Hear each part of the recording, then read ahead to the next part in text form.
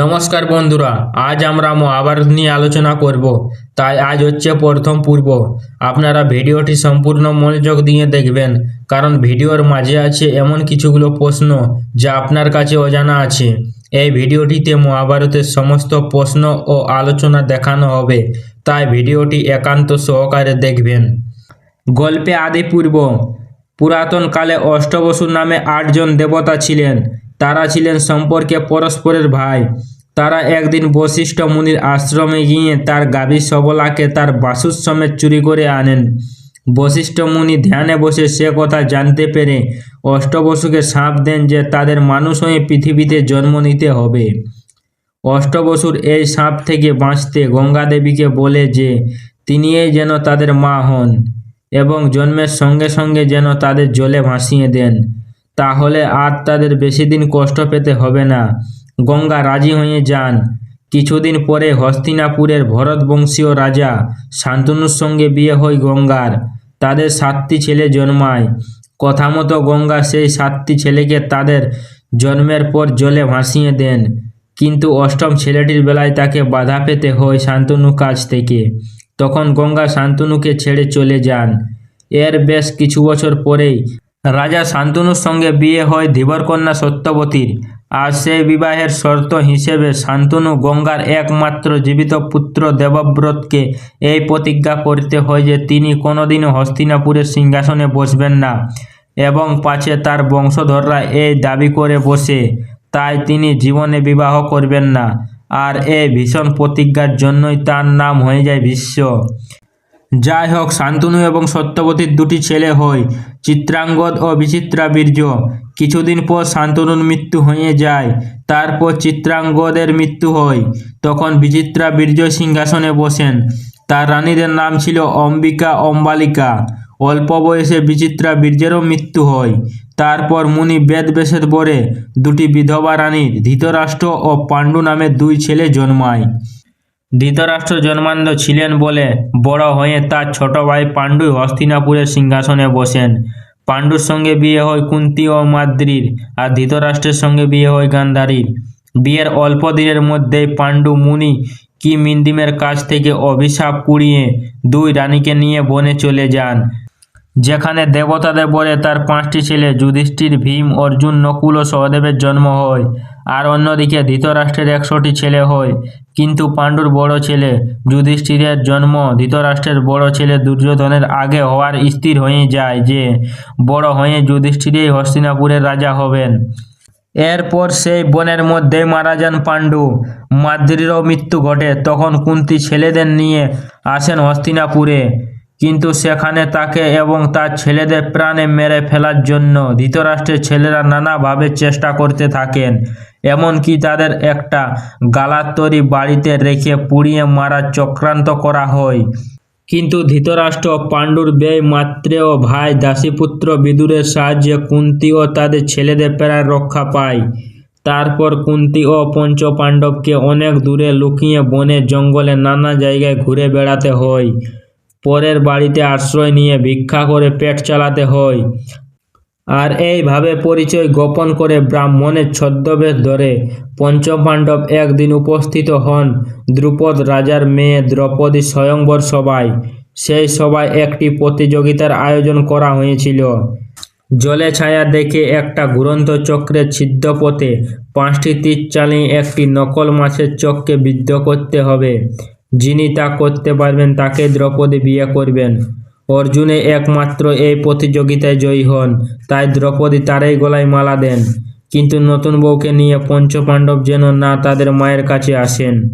অমনি ঘটে যায় এক বিপত্তি। ভীম ও অর্জুন ঘরের বাইরে থেকে মাকে ডেকে বললেন, মা, আজ আমরা বড় সুন্দর একটা জিনিস এনেছি। কুন্তী এ কথা শুনে কিছু না দেখেই বলে বসেন, ভালো কথা, যা পেয়েছো তোমরা সবাই ভাগ করে নাও। নিজে অজান্তে কুন্তী যে আদেশ করে বসেন, তার ফলে মুশকিলে পড়ে যেতে হয় এই 5 ছেলেকে। অবশেষে মায়ের কথায় মার রাখতে দ্রৌপদীকে বিয়ে করতে হয় পঞ্চপাণ্ডব 5 ভাইকেই। তারপর তারা আবার ফিরে আসেন হস্তিনাপুরে। কিন্তু ধৃতরাষ্ট্র তাদের বুঝিয়ে সুঝিয়ে পুরো রাজ্যের বদলে অর্ধেক রাজ্য দিয়ে পাঠিয়ে দেন খান্ডবপ্রস্থে। পাণ্ডবরা সেইখানে রাজপাট খুলে বসে। সুখে থাকার চেষ্টা করতে শুরু করেন তারপর থেকে এবং ধীরে ধীরে তাদের শক্তিও বাড়তে থাকে। নমস্কার বন্ধুরা, এখন আমরা কুইজের কিছুগুলো প্রশ্ন আলোচনা করব। প্রশ্ন: মহাভারত কোন বংশীয় কাহিনী নিয়ে রচিত? উত্তর: ভরত বংশের। প্রশ্ন: ভরত বংশের পরিচয় দাও। উত্তর: ব্রহ্মার ছেলে প্রজাপতি দক্ষ। দক্ষের 50টি মেয়ের মধ্যে সবচেয়ে বড় অদিতি। অদিতির ছেলে বিবস্বান বা সূর্য। সূর্যের ছেলে মনু। মনুর ছেলে হস্তাকু। হস্তাকুর থেকে সূর্য বংশ বা ইক্ষ্বাকু বংশের উৎপত্তি। মনুর ছেলে ইলা। ইলার স্বামী চন্দ্রের ছেলে বুধ। বুধ ও ইলার ছেলে পুরুষবাদ। তার ছেলে আয়ু। আয়ুর ছেলে নরুষ।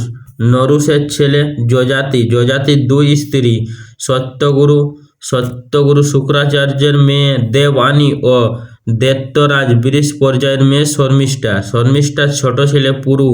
আর পুরু বংশেরই জন্ম হয় রাজা দুষ্মন্তের। দুষ্মন্তের স্ত্রী শকুন্তলা ও ছেলে ভরত। বলা হয় যে এই ভরতের নাম অনুসারে এই দেশের নাম হয়েছে ভারতবর্ষ। ভরত বংশের পরে জন্ম হয় হস্তির। তিনিই করান হস্তিনাপুর নগরী। হস্তির 3 পুরুষের পর রাজা হন সম্বরণ। তিনি বিয়ে করেন সূর্যের মেয়ে তপতিকে। তাদের ছেলের নাম কুরু। কুরু যেখানে তপস্যা করেছিল সেই পবিত্র জায়গাটির নাম হয়ে যায় কুরুক্ষেত্র। কুরুর অধস্তন 7ম পুরুষে প্রতীপের জন্ম হয়। তার ছেলে মহাবিশ্ব বা শান্তনু। শান্তনুর 2 স্ত্রী, গঙ্গা ও সত্যবতী। গঙ্গা ও শান্তনুর ছেলে দেবব্রত বা বিশ্ব এবং সত্যবতী ও শান্তনুর ছেলে চিত্রাঙ্গদ ও বিচিত্রাবীর্য। বিচিত্রাবীর্যের 2 স্ত্রী, অম্বিকা ও অম্বালিকা। বিচিত্রাবীর্যের 2 স্ত্রী, অম্বিকা ও অম্বালিকা। অম্বিকার ছেলে ধৃতরাষ্ট্র। অম্বালিকার ছেলে পাণ্ডু। পাণ্ডুর ছেলেরা পাণ্ডব ও ধৃতরাষ্ট্রের ছেলেরা কৌরব নামে পরিচিত হন। প্রশ্ন: ধৃতরাষ্ট্র গান্ধারীর কয়টি মেয়ের নাম কি? উত্তর: তাদের একটি মেয়ের নাম দুঃশলা। প্রশ্ন: দুঃশলার বিয়ে হয়েছিল কার সঙ্গে? রাজা জয়দ্রথের সঙ্গে। ধৃতরাষ্ট্র গান্ধারীর 100 জন ছেলের নাম বলো।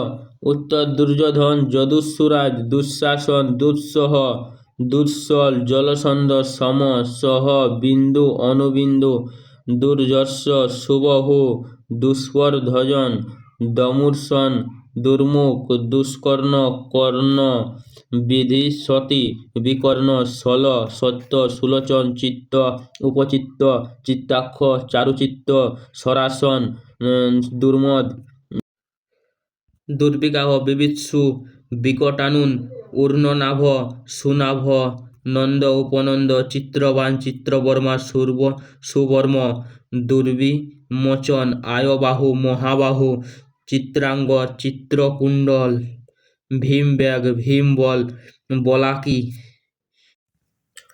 বলবর্গণ, উর্গায়ুধ, সুসেন, কুণ্ডধার, মহোদয়, চিত্রায়ুধ, নৃসিংহী, পাশি, বিন্দরক, দৃঢ়বর্মা, দৃঢ়ক্ষেত্র, সমকীর্তি, অনুদর, দৃঢ়সন্ধ, সত্যসন্ধ, জরাসন্ধ, সদ, সুবাক, উগ্রসেন, দুষ্পরাজয়, অপরাজিত, কুণ্ডসায়ী, বিশালক্ষ, দুরাধর, দৃঢ়হস্ত, সুহস্ত, বাতব্যাগ, দুর্বাচা, আদিত্যকেতু, বহাসী, নাগদত্ত, অগ্রয়ায়ী, কবচী, ক্রুথন, কুন্তী, ধনুর্ধর, উগ্র, ভীমরথ, বীরবাহু, অললূপ, অভয়, অনাধুর্য, কুন্দভেদী, বিরোধী, দীর্ঘলোচন, প্রমথ, প্রমাথি, দীর্ঘরমা, দীর্ঘবায়ু, বীঢ়েরু, কনকধ্বজ, কুণ্ডাসী, বীরজা। তারপরে প্রশ্ন: যজুস্বকে। ধৃতরাষ্ট্র ও বেশ্যাদাসী সবলীর ছেলে। তারপরে প্রশ্ন: অষ্টবসুরা বশিষ্ঠ মুনির কামধেনু সবলাকে চুরি করেছিলেন কেন?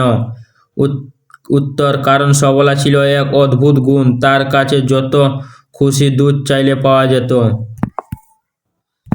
শান্তনু গঙ্গার ছেলে দেবব্রত বিশ্ব এর আগে জন্মের নাম কি ছিল? অষ্টবসু স্বয়ং একজন। প্রশ্ন, অষ্টবসুর মধ্যে 7 জনের উদ্ধার জন্মের সঙ্গে সঙ্গে হয়ে গেলেও কে মানুষ স্বরূপে এতদিন পৃথিবীতে কাটাতে হয়েছিল কেন? কারণ বশিষ্ঠ মুনির কামধেনু চুরির ব্যাপারে এর দোষ সবচেয়ে বেশি। তাই বশিষ্ঠ মুনি তাকে শাপ দিয়েছিলেন যে তার ভাইরা 1 বছর মানুষ থেকেই দেবতা হতে পারবে, কিন্তু কে পৃথিবীতে কাটাতে হবে একটা গোটা জীবন। প্রশ্ন, গঙ্গা তার প্রথম 7টি ছেলেকে তাদের জন্মের সঙ্গে সঙ্গে জলে ভাসিয়ে দিলেও শান্তনু তাকে বাধা দেননি কেন? উত্তর, কারণ গঙ্গা শান্তনুকে বিয়ে করেছিলেন এই শর্তে, শান্তনু গঙ্গার কোনো কাজে বাধা দিতে পারবে না এবং বাধা দিলে গঙ্গা শান্তনুকে ছেড়ে চলে যাবেন। অষ্টম পুত্র দেবব্রতকে ভাসিয়ে দেওয়ার আগে শান্তনুর কাছ থেকে বাধা পেয়ে গঙ্গা কি সত্যি শান্তনুকে ছেড়ে চলে গিয়েছিলেন? উত্তর, হ্যাঁ, এবং তিনি দেবব্রতকে সঙ্গে নিয়ে গিয়েছিলেন। প্রশ্ন, দেবব্রত শাস্ত্র শিক্ষা করেছিলেন কার কাছে? মুনি বশিষ্ঠের কাছে। দেবব্রতের অস্ত্রগুরু কে ছিলেন? উত্তর, পরশুরাম। কত বছর বয়সে দেবব্রত শান্তনুর কাছে ফিরে আসেন? উত্তর, 36 বছর বয়সে। প্রশ্ন, দাস রাজ্যের পালিত কন্যা সত্যবতীর গায়ের গন্ধ মাছের মতো থেকে পদ্মের মতো হয়েছিল কার বরে? উত্তর, মুনি পরাশরের বরে। প্রশ্ন, সত্যবতীর আসল বাবা ও মা দাদার নাম কি? উত্তর, বাবা চেদিরাজ উপরিচর বসু, মা মৎস্যরূপিণী অপ্সরা অদ্রিকা ও দাদা মৎস্য। মহাভারত রচনা কে করেন? উত্তর, বেদব্যাস। বেদব্যাসের মায়ের নাম কি? উত্তর, সত্যবতী। আজ এইখানটাই পর্যন্ত। পরের পূর্বর জন্য আপনারা কমেন্টে অবশ্যই লিখবেন। এর প্রশ্নগুলো আমি তাড়াতাড়ি আপনাদের কাছে নিয়ে আসবো।